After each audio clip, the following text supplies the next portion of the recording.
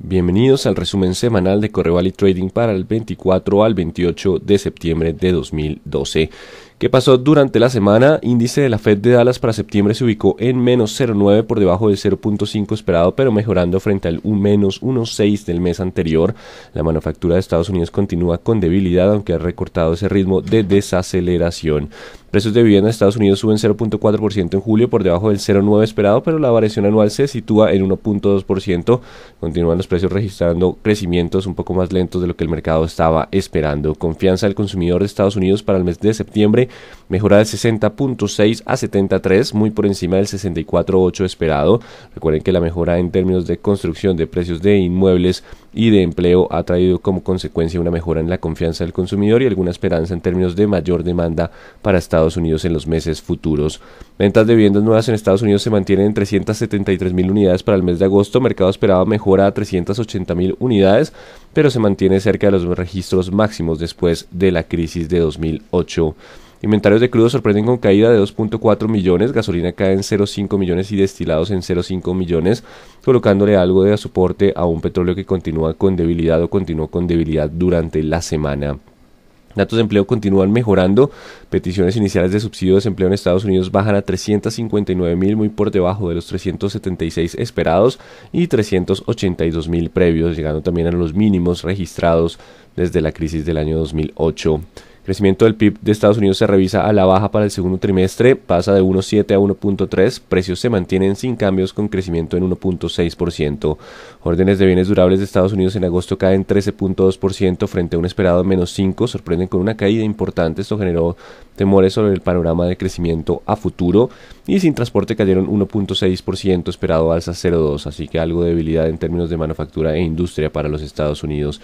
Ventas dependientes de vivienda, el único dato que mostró debilidad del sector inmobiliario, cae en 2,6 para agosto, por debajo de un crecimiento del 0,3% esperado.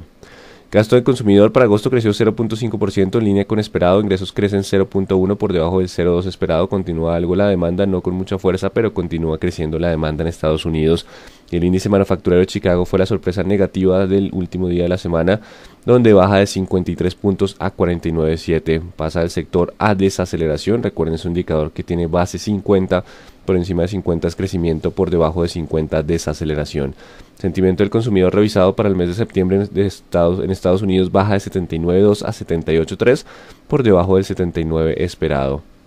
Y volatilidad se registró durante la semana por expectativa de bancos españoles que podrían necesitar cerca de 60,000 millones de euros para mantener su liquidez. Esto después de un stress test donde solo 7 bancos españoles pasaron los requerimientos de capital. Colombia marcó tasa de desempleo local en agosto de 9,7%, se logra de tasa de desempleo de un dígito, y en las 13 principales ciudades el desempleo fue de 11,1%, ligeramente por encima del 11% esperado. Ante esa mejora o crecimiento del PIB y en términos de empleo, Banco de la República mantiene inalterada su tasa de referencia en 4,75 y comprará hasta marzo en cifras de 20 millones de dólares diarios, 3,000 millones de dólares para tratar de mantener la tasa de cambio. Veamos qué pasó en términos de gráficas. Fue una mala semana para las acciones, terminamos con descensos, un cierre de trimestre positivo. De junio a septiembre tuvimos un cierre de trimestre al alza, no obstante la última semana fue algo de toma de utilidad después de un rally alcista de todo el trimestre, fundamentado simplemente en señales de desaceleración de la manufactura, no solo en Europa, Asia, sino en Estados Unidos, y también temores sobre la efectividad del QE3 que inició el proceso bajista durante la semana, tras comentarios también de Plowser de la Fed, que no ve mayor, que efectividad en esa tercera inyección de liquidez. Así que semana negativa, continuamos con tendencia alcista, algunos compradores aparecieron el día viernes, pero fue una semana de descensos para las acciones. Para el dólar continuamos con comportamiento lateral. Tuvimos una semana de comportamiento lateral para el dólar que continúa entre 1.780 y 1.810 ante las señales de desaceleración y los flujos de endeudamiento externo que continúan llegando al país. Pero vamos entonces, ¿qué pasó en nuestro mercado? El mercado accionario registró entonces indecisión. Tuvo también debilidad durante los 3 primeros días, lo que lo aleja un poco de la resistencia a los 720 y continúa buscando el soporte de los 670. Hubo bastante debilidad del mercado durante la semana. Si hay ruptura del 670 podría descender a 650. Fue una semana que nos llevó a niveles de soporte donde aparecieron compradores el día miércoles, pero que fue una semana de debilidad para las acciones, sobre todo las acciones petroleras, que presentaron caídas ante el descenso de crudo. Así que iniciemos por ese sector. Canacol inició la semana con descensos, pese a tener un repunte importante tras aumento de reservas. Del valor de las reservas tuvo un descenso importante durante la semana, acompañando el sector por caídas de precio del petróleo a niveles cercanos a 89.90.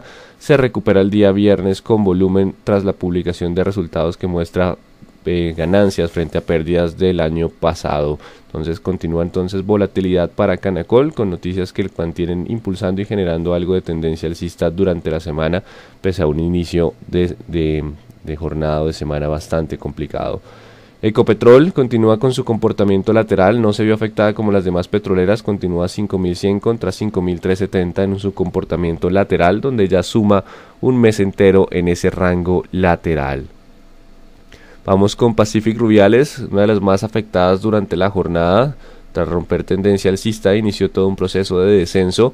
Aparecieron ya algo de compradores de oportunidad durante el día jueves y viernes, comprando el descenso fuerte, que fue cerca de 3, 6, 8 jornadas consecutivas de descenso, dejando ahora el nivel de 45 como resistencia. Así que una jornada de descenso importante para Pacific Rubiales, pero con cierre de semana con algo de repuntes.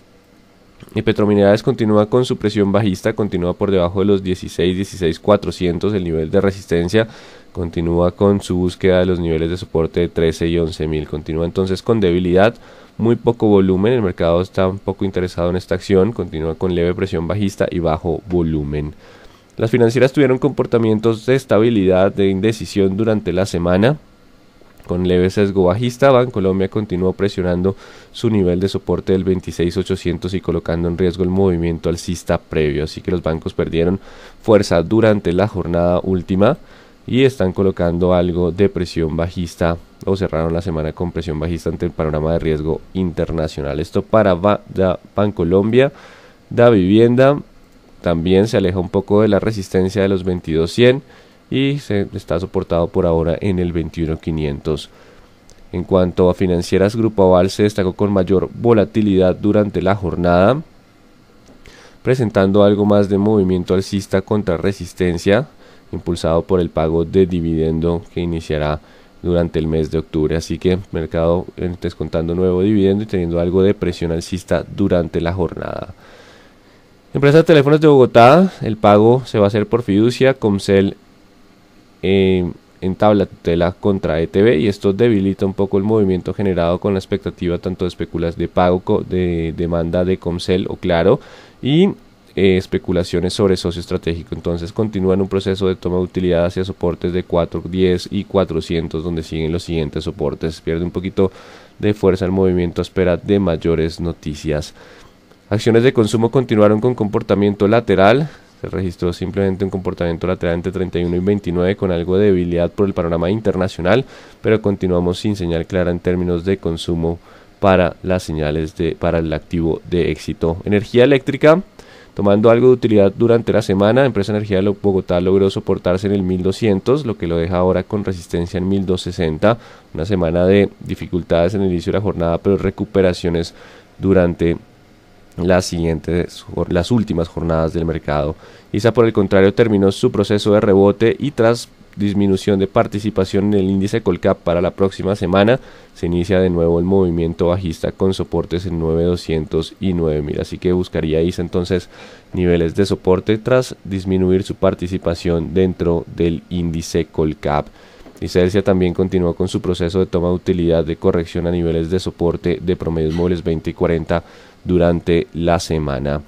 Y protagonista, que no solía aparecer mucho, pero aparece en esta semana, Carvajal Empaques, que ingresa al índice Colcap y aparece con un volumen importante y un salto durante la semana ante esas compras que se esperan por parte de los fondos que replican el índice. Así que fue una semana algo pesimista para las acciones, con movimientos generados también por variaciones en el índice Colcap y mercado que queda a la espera de los datos de empleo de los Estados Unidos. Lo más importante será para la próxima semana datos de empleo de Estados Unidos.